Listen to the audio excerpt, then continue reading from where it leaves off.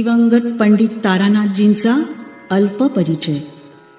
मंगळूर येथील एका सांगीतिक कुटुंबामध्ये 6 मार्च 1915 रोजी पंडित तारानाथजींचा जन्म झाला.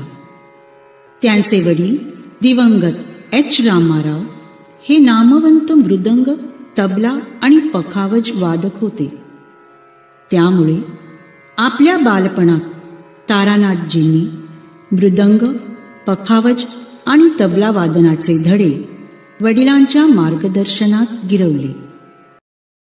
1932 साली जे स्कूल ऑफ आर्ट्समध्ये चित्रकलेचे प्रशिक्षण घेण्यासाठी ते मुंबईला आले. तबला वादनाच्या आकर्षणामुळे त्यांनी तबला वादनातील विद्वान दिग्गज दिवंगत सुब्राय मामा अंकोलेकर, दिवंगत भास्कर खापरू मामा पर्वतकर आणि दिवंगत उस्ताद शमसुद्दीन खां साहेब यांचे शिष्यत्व पत्करले. तारानाथजींनी आपल्या तबला वादनातील विद्वत्तेमध्ये आणि जादूगिरीमध्ये प्रावीण्याचे शिखर पादाक्रांत करून नामवंत व्यक्तींच्या विद्वान मंडळाकडून प्रशंसा प्राप्त केली. पंडित तारानाथजींच्या तबला वादनातील विद्वत्तेचा आणि प्रावीण्याचा लाभ घेण्यासाठी अनेक अग्रेसर संगीत संस्थांमध्ये चुरस होती.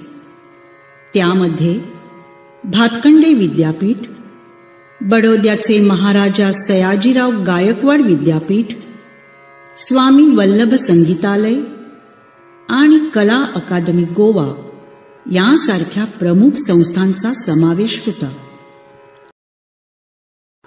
मेहरचे उस्ताद अल्लाउद्दीन खान, उस्ताद अली अकबर खान, पंडित रविशंकर, पंडित पन्नालाल घोष, पंडित ओंकारनाथ ठाकूर, डागर बंधू, उस्ताद फैयाज खान, उस्ताद विलायत हुसेन खान यांच्यासारख्या संगीत क्षेत्रातील दिग्गजांनी तारानाथजींना केवळ त्यांच्या तबला वादनातील कौशल्यासाठीच नव्हे तर त्यांच्या विद्वत्तेसाठीही साथ संगतीची विनंती केली होती.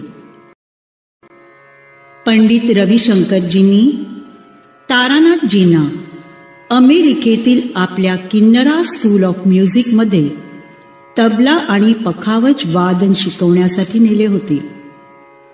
तारानाथजींची शेवटची 12 वर्षे म्हणजेच 1978 ते 1990 अमेरिकेतील लॉस एंजलिसमधील कॅलिफोर्निया इन्स्टिट्यूट ऑफ द आर्ट्समध्ये तबला आणि पखावज असंख्य अमेरिकन विद्यार्थ्यांना प्रशिक्षित केले.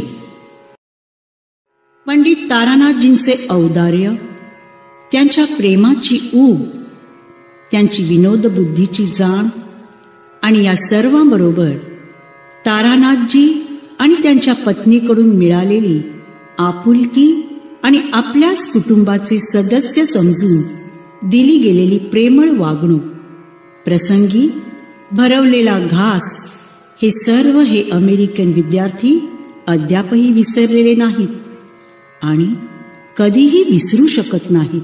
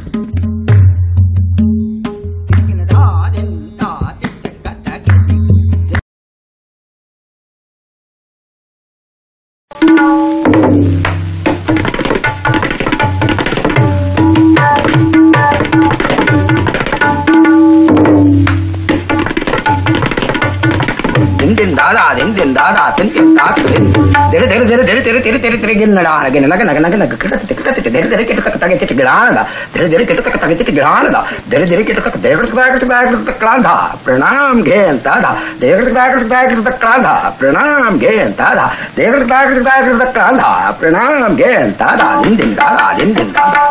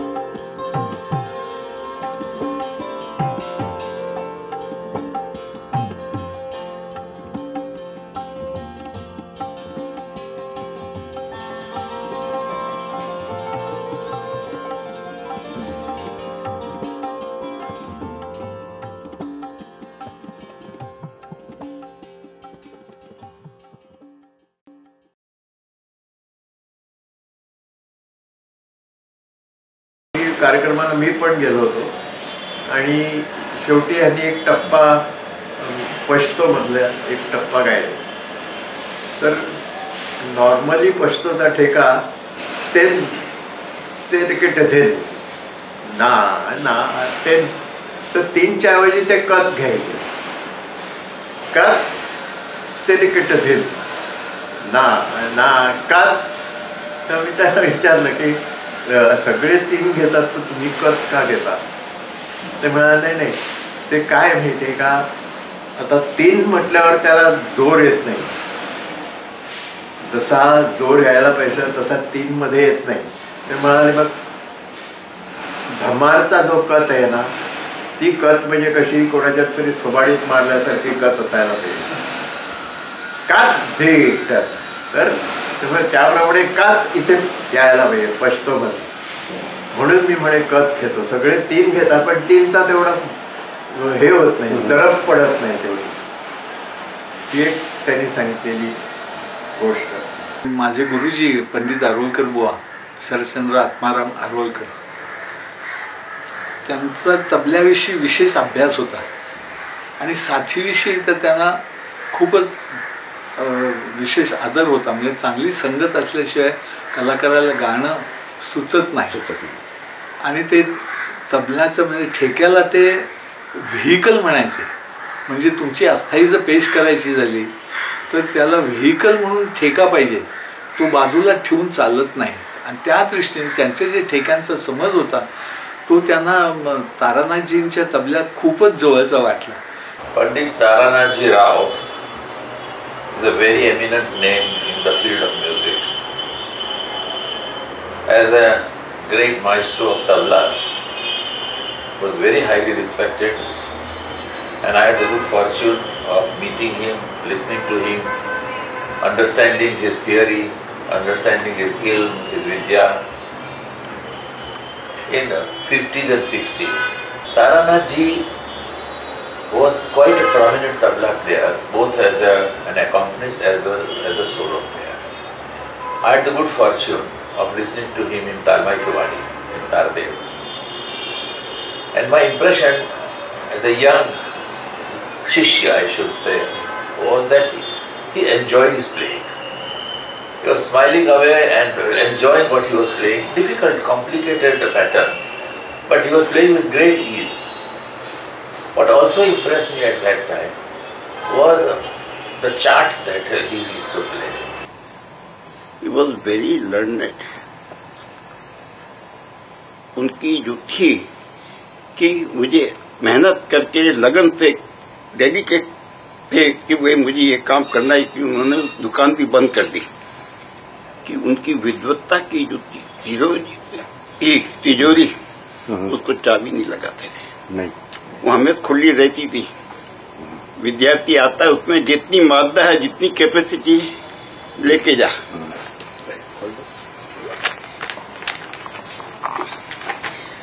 अब ये मैंने उनको बनाते देखा है. हाँ. इसको खींच के ये एक जो लकीर देख रहे हैं आप, हाँ. ये इतनी स्ट्रेट और इतनी बड़ी मुश्किल से. एक्चुअली एक बात बताऊं, आपको पता होगा जरूर. हाँ. पंडित जी बिसाइड दिस म्यूजिक उन्होंने आर्टिस्ट, बहुत अच्छा कहना चाहूंगा कि उन्होंने शायद आर्ट का कोई कॉलेज में कुछ डिप्लोमा भी किया था. जेजे स्कूल ऑफ आर्किटेक्चर. ये जो थी और इसकी डिजाइन, ये तो अभी एक है. इसमें अलग अलग डिजाइन की. और आप देखिए बड़े संभाल के मेरे घर में रखी है, दुकान में नहीं रखता. दुकान का मेरा ऐसा अनुभव है, कोई भी कलाकार आए अच्छे वो जरूर नहीं उठा के लेके जाएंगे. तारानाथच्या ठेक्याची ही गंमत आहे की ते गवळ्याला पाहिजे तसा ठेका धरायचा. आणि विशेषतः आमच्या पटडीतल्या लोकांना जो ठेका पाहिजे होता तो बरोबर ते द्यायचे. आणि अतिशय मधुर ठेका होता. त्यातला प्रश्नच नाही. जिथे पाहिजे तिथे वाजवणार ते नाही असं सांगितलं. म्हणतात त्याला तो वाद्यकाराच्या पठडीत त्यांचं नाव टाकता येईल एवढं. म्हणजे तो बरीचशा असा तारानाथांची वैशिष्ट्य लक्षात घेतली. तो उत्कृष्ट वाजवणं, त्याला अमेरिकन खासा म्हणत असत. बजायक, ते फार मोठे बजायक होते. ते उत्कृष्ट शिकवत असत. तर खासा म्हणायचे बतायक. तारानाथराव बजायक होते, बतायक होते. आणि त्यांनी कंपोजिशन्स खूप केल्या, त्यामुळे ते बनायक पण होते. त्यामुळे बतायक, बनायक आणि चौथं त्यांचं कॉन्ट्रीब्युशन ज्याच्यात मला जास्त ते जवळचे वाटतात. त्यांनी एज्युकेशनिस्ट म्हणून त्यांनी काम केलंय. ते नुसतं शिकवणं हा भाग वेगळा, तो गुरु म्हणून असतो.